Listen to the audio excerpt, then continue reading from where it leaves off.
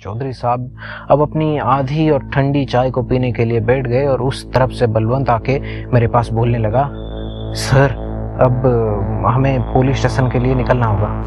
और cyber team ने वैदेही के फ़ोन को रिकवर कर लिया है और उसमें से कुछ रोचक तथ्य मिले हैं। कहानियों से घिरे हुए हैं हम। कुछ आपकी है और कुछ हमारी, कुछ आपसे जुड़े हैं और कुछ जिनसे हम आपको जोड़ते हैं।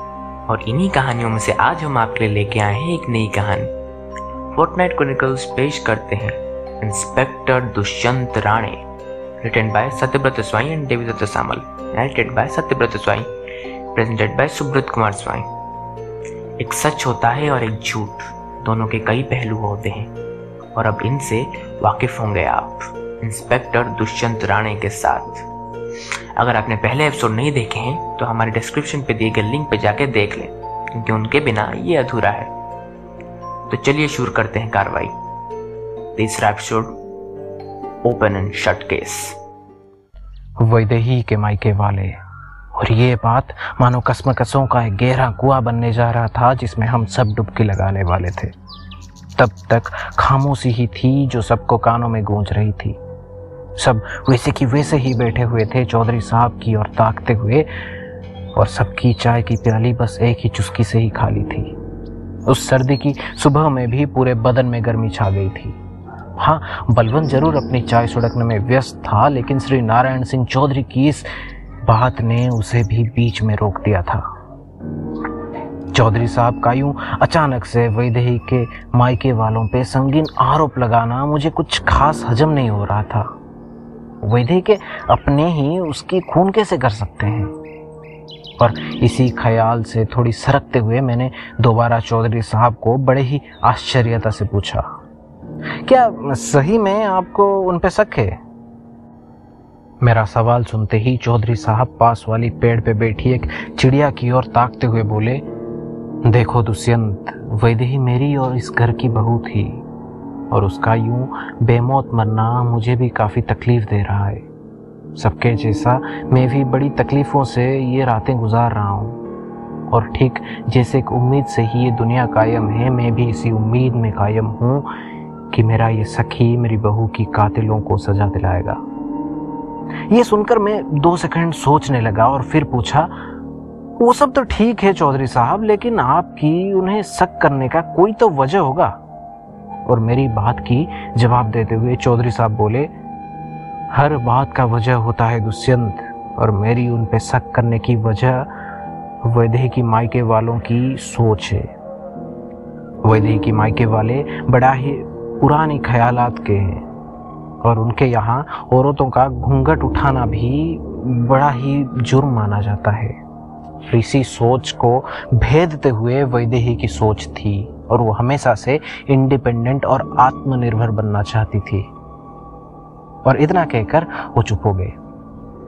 चौधरी साहब की बातें सही लग रही थी। वो इससे समझ तो आ रही थी कि उसके मायके वाले उसके काम करने के खिलाफ थे, लेकिन शादी के बाद मायके वालों का वैदेही के जिंदगी में ऐसे दखलंदाजी करना मुझे ठीक नहीं लग रहा था। और मैंने तभी पूछा, लेकिन चौधरी साहब, ये आप जो कह रहे हैं वो सुनने में तो अच्छा है, वो सुनने में सही लग रहा है, लेकिन इसी आधार पे केस को आगे बढ़ाना सही नहीं होगा।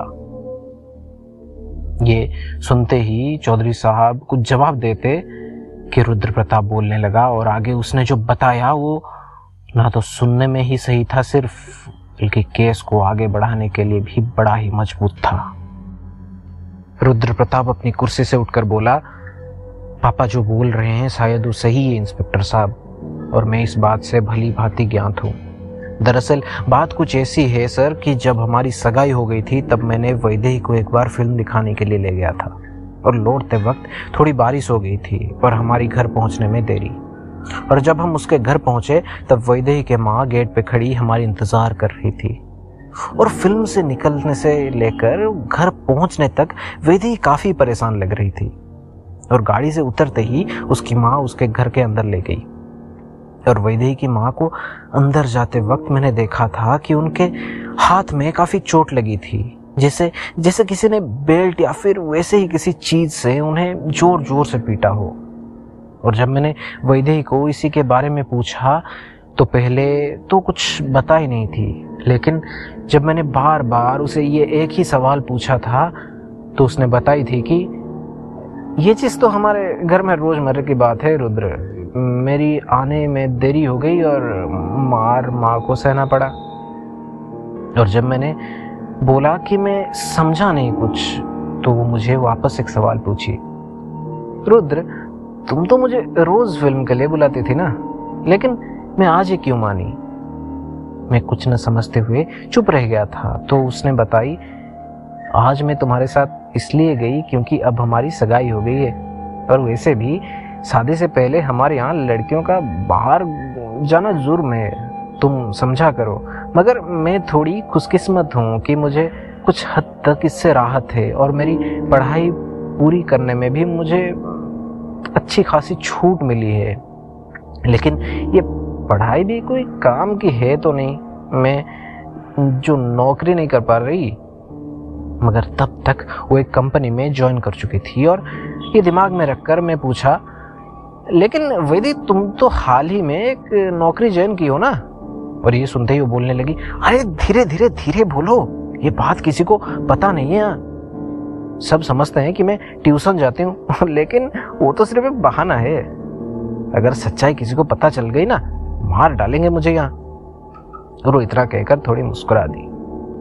वैदी काफी सरल और अच्छी थी, मगर शायद उसकी खुद को आत्मनिर्भर बनाना ही उसकी सबसे बड़ी गलती थी।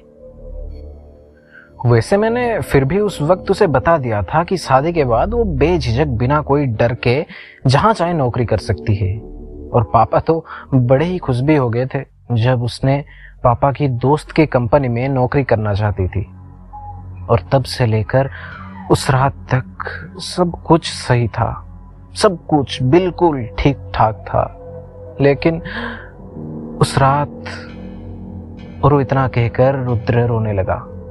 मैं ये सब सुन के अब काफी साफ सोच में था कि हाँ, ये भी एक पहलू हो सकता है, सही का पहलू या फिर गलत का पता नहीं। और इतने में चौधरी साहब बोलने लगे, दुष्यंत, अब तो रुद्र ने भी अपनी बयान दे दी है, अब तो ये सिर्फ एक ओपन एंड शट केस बन के रह गया है। आशा करता हूं तुम जल्द ही इसे सेट कर दोगे। और इतना कहकर बलवंत का फोन बज उठा और वो थोड़ी आगे चला गया, और मैं चौधरी साहब की बातों को ध्यान में रखते हुए उस दिन की अपनी पहली सिगरेट को जलाने के लिए थोड़ा दूर चला गया।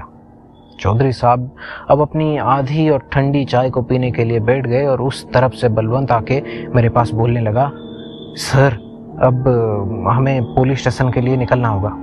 और साइबर टीम ने वैदेही के फ़ोन को रिकवर कर लिया है, और उसमें से कुछ रोचक तथ्य मिले हैं। मैं सुनते ही अपनी ना जलाई सिगरेट को वापस अंदर रख दिया और चौधरी साहब को चुपचाप अलविदा बोले निकल पड़ा। पुलिस स्टेशन जाते वक्त राह में मैंने बलवंत की तरफ देखा तो उसकी आंखें सवालों से भरी हुई थी, और उसमें से उसने एक पूछ ही डाला, तो सर क्या आपको सही में लगता है कि वैदेही के मायके वाले ने ये सारी आग जलाई है? और मैं थोड़ी मुस्कुरा कर बोला, सोच तो हम बहुत कुछ रहे हैं बलवंत, लेकिन होगा वही जो हमारे सोच से परे है। और ये सुनते ही बलवंत चिढ़ते हुए बोला, आप भी ना सर कुछ बोलते ही नहीं। ये सुनते ही मैं थोड़ा और मुस्कुरा दिया, और मुझे रोचकता स्पष्ट दिख रहा था कि खेल बहुत लंबा जाएगा। कुछ देर बाद जब हम थाने पहुंचे तो साइबर हेड चिराग मेरे केबिन में बैठे मेरा इंतजार कर रहे थे, और मैं बिना कोई बेकार और सवाल जवाब किए सीधा पॉइंट पे आया और पूछा, तो बताइए चिराग जी, क्या है वो सनसनीखेज? और चिराग जी ने बताया कि फोन का रिकवरी के बाद उन्होंने फोन की छानबीन की तो व्हाट्सएप चैट से बड़े रोचक तथ्य मिले, और उनमें से एक था वैदेही के भाई का।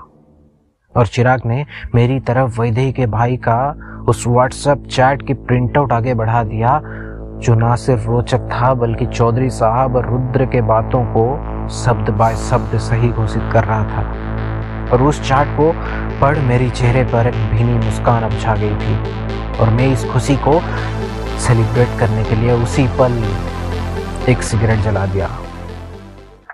तो कैसी लगी आपको हमारी कहानी? आशा करते हैं आपको पसंद आया होगा। तारीफ हो या ताने हो, बेझिझक कमेंट बॉक्स से फरमाइएगा। हम आपकी खिदमत पे हाजिर हैं। और आगे की कहानी जानने के लिए बने रहिए इंस्पेक्टर दुष्यंत राणे के साथ। और आप हमसे सीधा जुड़ सकते हैं हमारे सोशल मीडिया प्लेटफॉर्म्स पर, जैसे इंस्टाग्राम, फेसबुक और टेलीग्राम, फोर्टनाइट क्रॉनिकल्स नाम के साथ। Have a good day.